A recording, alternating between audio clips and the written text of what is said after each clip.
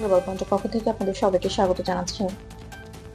Iran আজ এক গুরুত্বপূর্ণ সন্ধিক্ষণে দাঁড়িয়ে দেশের অর্থনীতি নিষেধাজ্ঞা ও আন্তর্জাতিক চাপের মুখোমুখি, পাশাপাশি সামরিক প্রস্তুতি ও ভূরাজনৈতিক প্রভাবের কারণে মধ্যপ্রাচ্যের অবস্থার উপর সরাসরি প্রভাব পড়েছে।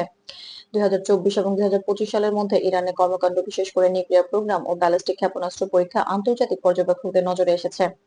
মধ্যপ্রাচ্যের বিভিন্ন দেশ এবং আন্তর্জাতিক শক্তিগুলো ইরানের নীতির প্রভাব মোকাবেলায় কূটনৈতিক চ্যানেল ও সমঝোতার পথ অনুসরণ করছে।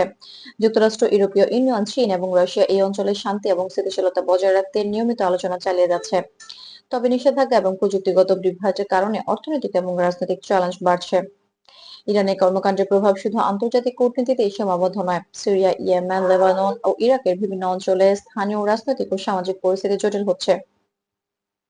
সাধারণ জনগণ, বিশেষ করে মধ্যপ্রাচ্যে বসবাসকারী মুসলিম দেশের নাগরিকরা সীমিত কর্মসংস্থান, মূল্য বৃদ্ধি ও যাতায়াতের সীমাবদ্ধতার কারণে দৈনন্দিন জীবনে সতর্কভাবে চলাফেরা করছে।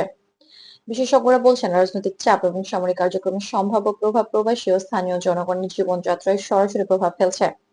তাই স্থানীয় আইন মেনে চলা, দূতাবাস ও আন্তর্জাতিক সংস্থার সতর্কতা অনুযায়ী চলা অত্যন্ত গুরুত্বপূর্ণ। ইরানের পরিস্থিতি আন্তর্জাতিক পর্যবেক্ষকদের জন্য একটি গুরুত্বপূর্ণ নির্দেশক। মানবিক সহায়তা, খাদ্য ও আবাসনের সীমিততা মোকাবেলায় কূটনৈতিক চ্যানেল সক্রিয় রাখা অপরিহার্য। এছাড়াও আন্তর্জাতিক পর্যবেক্ষকরা সতর্কভাবে পরিস্থিতি পর্যবেক্ষণ করছে, যাতে অপ্রত্যাশিত জটিল পরিস্থিতি সৃষ্টি না হয়।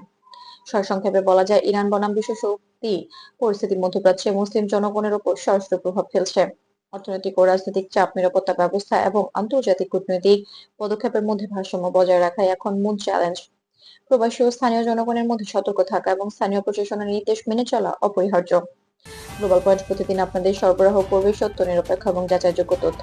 ইরানের পরিস্থিতি, মধ্যপ্রাচ্যের প্রভাব এবং আন্তর্জাতিক কূটনৈতিক সম্পর্কে আপডেট পেতে আমাদের চ্যানেলটি সাবস্ক্রাইব করুন।